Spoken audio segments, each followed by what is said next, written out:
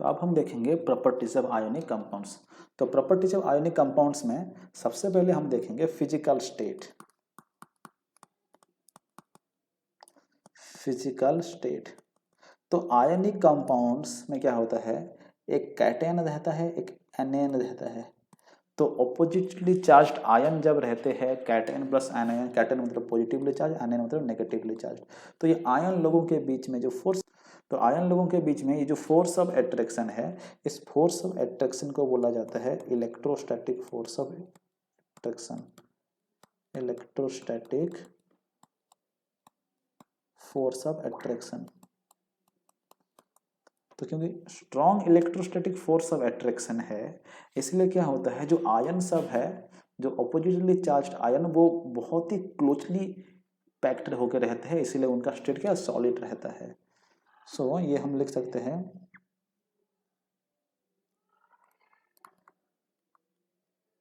Strong electrostatic force of attraction, strong electrostatic force of attraction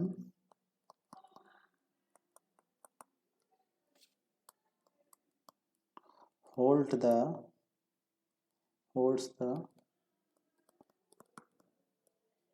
constituents ion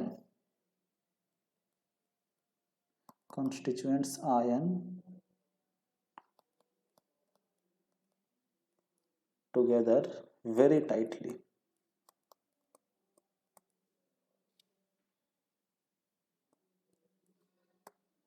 Hence ionic compounds are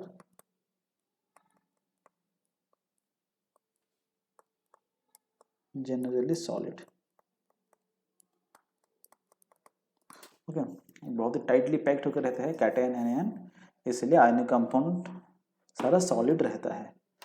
तो next physical इसका properties है, next properties, first तो physical state देख लिए, next इसका properties है melting point and boiling point.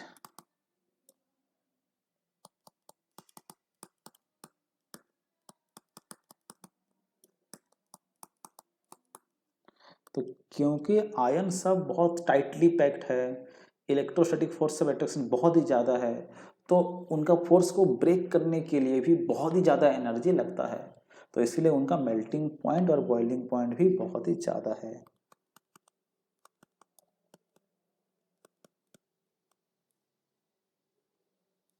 Ionic compounds have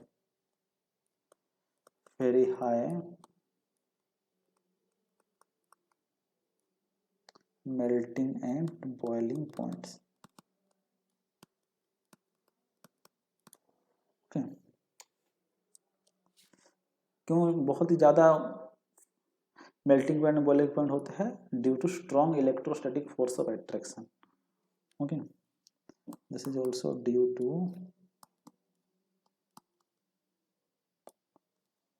strong electrostatic force of attraction, okay, between ions. Okay, next property है solubility।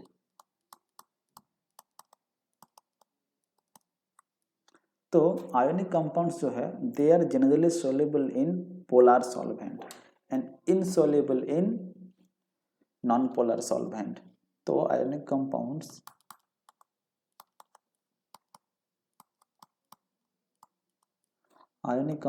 are generally soluble in polar solvent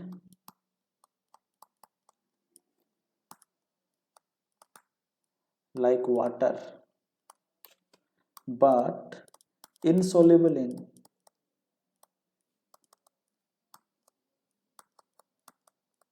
non-polar solvent like kerosene, petrol, diesel, ये सब आता है। Okay, तो अब यहाँ पे दो टर्म आ गया। अब ये पोलर सॉल्वेंट क्या होता है, नॉन पोलर सॉल्वेंट क्या होता है। Okay, polar solvent and non polar solvent. तो आयोनिक कंपाउंड किस में सोल्यूबल होता है? पोलर सॉल्वेंट में। और इनसॉल्युबल किस में है? नॉन पोलर सॉल्वेंट है। तो चलो इसमें हम एक थोड़ा सा देख लेते हैं कि पोलर सॉल्वेंट क्या होता है, नॉन पोलर सॉल्वेंट क्या होता है। तो पोलर सॉल्वेंट वो सॉल्वेंट है जिसमें कि पॉजिटिव नेगेटिव डेवलप हुआ होगा। सपोज ए और बी दो कंपाउंड, दो एलिमेंट है, इनके बीच में बॉन्ड है, और ये इसमें से जो इलेक्ट्रोनेगेटिविटी जो है ये हम ऑलरेडी पढ़ चुके हैं। इलेक्ट्रोनेगेटिविटी सपोज ए का ज़्यादा है बी से, तो अब क्या होगा, इनके बीच में जो बॉन्ड बना था ए और बी का, जो इलेक्ट्रॉन था, ये इलेक्ट्रोनेगेटिविटी क्या होता है? It is a tendency to pull electron pair. Electronegativity ये जो है electronegativity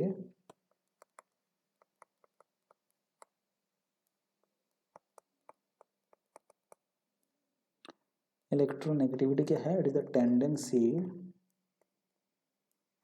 tendency to pull shared pair of electron. तो यहाँ पर जो इलेक्ट्रॉन है ए और बी के बीच में, ये शेयरिंग करके ये बॉन्ड बना है, ये कोवलेंट बॉन्ड है। तो इसमें क्या होता है, क्योंकि ए का इलेक्ट्रोनेगेटिविटी ज़्यादा है, तो ए क्या करता है, ये इलेक्ट्रॉन को अपने तरफ खींच लेता है। अपने तरफ जैसे खींच लेगा, क्या होगा, ये इलेक्ट्रॉन थोड़ा ए के पास में आ जाएगा। तो बॉन्ड टूटा नहीं है, रिश्ता अभी भी है। तो क्योंकि इसके पास देखो, अगर पूरा अगर इलेक्ट्रॉन खींच लिया होता, यहाँ पे एक ए का इलेक्ट्रॉन है, दूसरा बी का इलेक्ट्रॉन है, तो ए अपना इलेक्ट्रॉन खींचा, कोई टेंशन नहीं, वो दिया था बॉन्ड बनाया, वो अपना लिया। क्योंकि बी का एक एक्स्ट्रा इलेक्ट्रॉन ले आया, तो उसके पास नेगेटिव चार्ज आता। बी क्या किया, अपना इलेक्ट्रॉन लॉस कर दिया, बी के पास पॉजिटिव चार्ज आता। लेकिन यहाँ पे क्या हुआ है, बॉन्ड टूटा नहीं है, बॉन्ड है, ये बॉन्ड टूटने से ऐसा होता।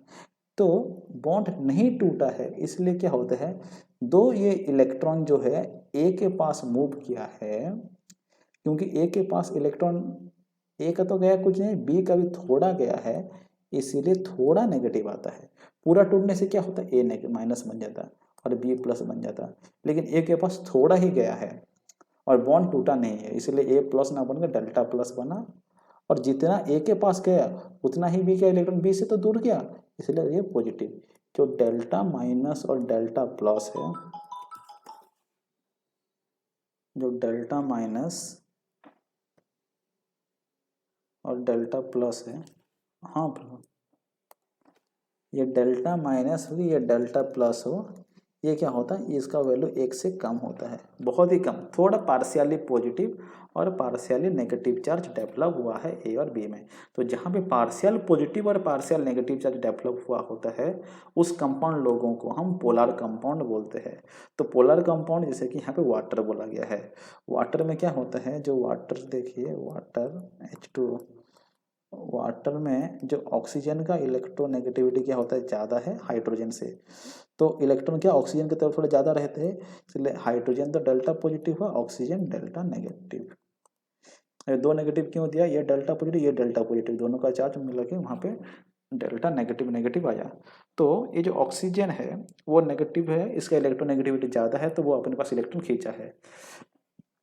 तो हाइड्रोजन डेल्टा पॉजिटिव है। जैसे हम NaCl को इसमें डालेंगे, एक एग्जांपल ले लेते हैं NaCl को जैसे हम यहाँ पे डालेंगे, Na क्या है, Na का जो प्लस है, जो पॉजिटिव वाला पार्ट है, वो क्या इस नेगेटिव वाला पार्ट की तरफ, जो ऑक्सीजन नेगेटिव वाला पार्ट है उसके तरफ अट्रैक्ट होगा।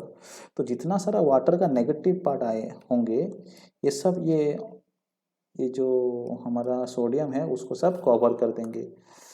तो कवर जैसे कर लेंगे, वाटर का जो नेगेटिव वाला पार्ट है वो सब सोडियम को कवर कर लेंगे। सोडियम को जैसे कवर कर दिए, अब देखो सोडियम क्या हो गया, ऑक्सीजन में पूरा कवर हो गया। तो सोडियम क्या हो गया, क्लोरीन से अलग हो गया। सिमिलरली क्लोरीन को कौन कवर किया होगा, ये जो हाइड्रोजन वाला जो पॉजिटिव वाला जो पार्ट है, तो ये पॉजिटिव वाले पार्ट क्या करेंगे, क्लोरीन को कवर कर देंगे। तो इस तरह से क्या होगा, और एक अगर वाटर मॉलिक्यूल हम ले लेंगे, यहाँ पे H आ जाएगा, ये डेल्टा पॉजिटिव, ये डेल्टा पॉजिटिव, ये डेल्टा नेगेटिव नेगेटिव। तो सिमिलरली यहाँ पे क्या हुआ, सोडियम को ऑक्सीजन जो नेगेटिव वाला पार्ट वो कवर कर दिया और क्लोरीन को हाइड्रोजन जो वाटर का पॉजिटिव वाला पार्ट है वो कवर कर दिया। तो जैसे ऐसे कवर कर देते हैं सोडियम और क्लोरीन अलग हो जाते हैं, अलग होने से क्या होते हैं, डिजॉल्व हो जाते हैं।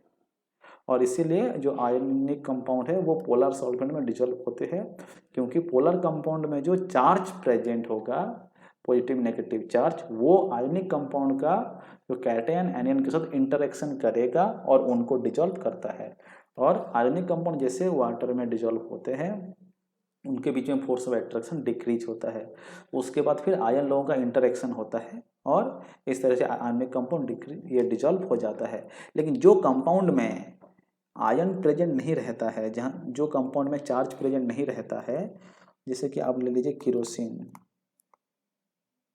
किरोसिन, पेट्रोल, ये सब नॉन पोलर है। तो नॉन पोलर है मतलब यहाँ पे आयन प्रेजेंट नहीं है, पॉजिटिव नेगेटिव ऐसा चार्ज डेवलप नहीं हुआ है। तो ये क्या करते हैं, सोडियम और क्लोरीन का जो चार्ज है, ये कैटयन है ना, इनके साथ इंटरेक्शन नहीं कर पाते हैं, तो इसीलिए ये डिजॉल्व नहीं होता है। लास्ट प्रॉपर्टी है कंडक्शन ऑफ इलेक्ट्रिसिटी।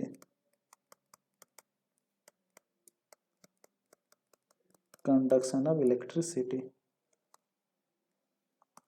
तो आयनिक कंपाउंड जो है, क्योंकि फोर्स ऑफ अट्रैक्शन बहुत ही ज़्यादा रहता है, इसलिए सॉलिड स्टेट में क्या होता है, वो आयन सब टाइटली पूरा पैक्ड होकर रहते हैं, वो मूव नहीं कर पाते, इसीलिए वो सॉलिड स्टेट में बैड कंडक्टर है। तो इन solid state ionic compounds are bad conductor of electricity, bad conductor of electricity. Okay, क्यों ऐसा होता है, due to strong electrostatic force of attraction, ions can not move. और आयंस मूव नहीं करेंगे तो इलेक्ट्रिसिटी कैसे फ्लो होगा। लेकिन अगर मोल्टेन स्टेट है, मोल्टेन स्टेट में क्या होता है, सॉलिड था, सॉलिड में जितना फोर्स ऑफ अट्रैक्शन होता है ये जैसे मेल्ट हो जाएगा, मेल्ट होने के बाद ये क्या बन गया, मोल्टेन स्टेट बन जाएगा। तो मोल्टेन स्टेट में क्या होगा, जैसे मेल्ट होने के बाद ये जो मोल्टेन स्टेट आया ये लिक्विड फॉर्म में है, तो लिक्विड स्टेट में क्या होता है, फोर्स ऑफ अट्रैक्शन कम हो जाता है। तो जो फोर्स ऑफ अट्रैक्शन यहाँ पे क्या हो गया, लेस हो गया, फोर्स ऑफ अट्रैक्शन जो है ये कम हो गया, जैसे कि डिक्रीज हो गया। अब आयन सब क्या थोड़ा फ्री हो गए, सॉलिड स्टेट में जितना टाइटली पैक्ड थे, मोल्टन स्टेट में उतना टाइटली पैक्ड नहीं है, लूजली वो पैक्ड है, इसलिए वो इजीली मूव कर पाते हैं, इसीलिए वो इलेक्ट्रिसिटी फ्लो करता है। इसीलिए इन मोल्टन स्टेट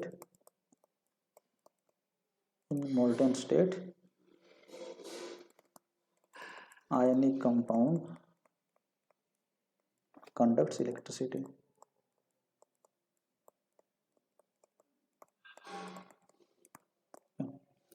और एक्वा स्टेट में भी ये इलेक्ट्रिसिटी कंडक्ट करता है। In aqua state also ionic compound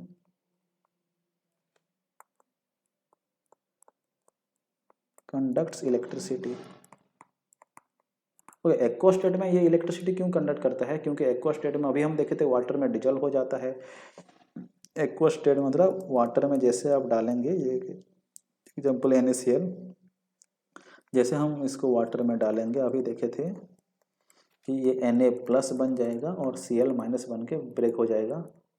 Na+ को भी वाटर लोग कवर कर देंगे, एक्वस मतलब वाटर है, Cl- को भी वाटर लोग कवर कर देंगे, तो ये अलग हो गया है पूरा, इसमें फ्री आयंस प्रेजेंट रहते हैं, फ्री आयंस। इसीलिए जैसे ही हम इलेक्ट्रिसिटी फ्लो करने के लिए यहाँ पे इलेक्ट्रोड रखते हैं, ये इलेक्ट्रिसिटी कंडक्ट करता है। तो वैसे ये इलेक्ट्रिसिटी कैसे कंडक्ट करता है अब हम देखेंगे। देखिए यहाँ पे कोई एक कंटेनर है, यहाँ पे ये एक्वस NaCl है। चलो एक सॉल्यूशन है, NaCl का सॉल्यूशन है। तो इलेक्ट्रिसिटी कंडक्ट करने के लिए हम क्या करेंगे, यहाँ पे 2 इलेक्ट्रोड लगाएंगे। जो इलेक्ट्रोड है ये क्या लगा है, बैटरी में कनेक्टेड है।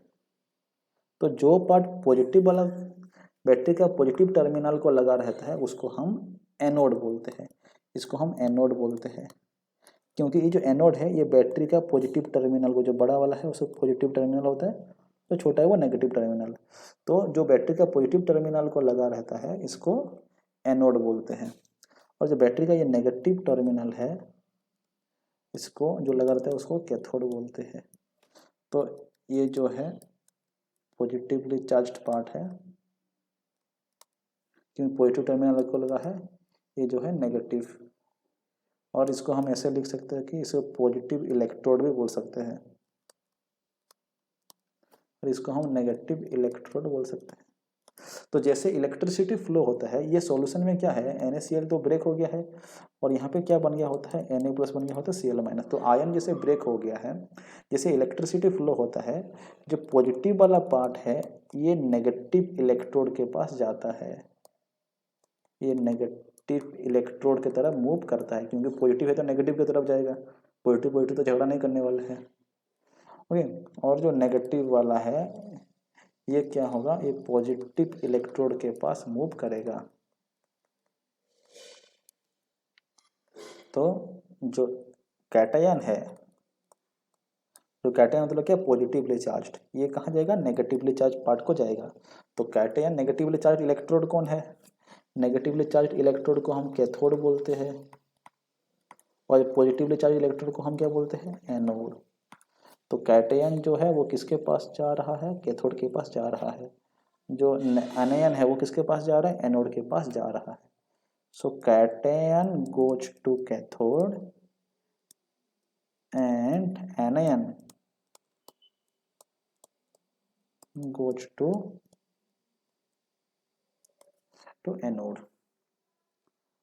ठीक है, इस तरह से इलेक्ट्रिसिटी फ्लो होता है। तो ये जो आयन्स है, ऑपोजिट आयन, कैटायन सब कैथोड की तरफ मूव करने लगेंगे, एनायन सब एनोड की तरफ मूव करने लगे, और आयन का मूवमेंट से ही क्या होता है, इलेक्ट्रिसिटी फ्लो होता है।